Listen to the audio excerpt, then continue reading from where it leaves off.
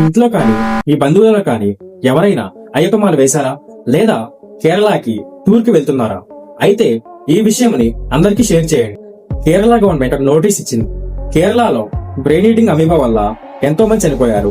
బావుల్లో లేదా నదుల్లో స్నానం చేస్తున్నప్పుడు లేదా ఈత కొడుతున్నప్పుడు వాళ్ళ బ్రెయిన్ లోకి అమీబా ఎక్కినప్పుడు ప్రాణం కోల్పోతున్నారని, జాగ్రత్తగా ఉండాలని కేరళ గవర్నమెంట్ చెప్తుంది.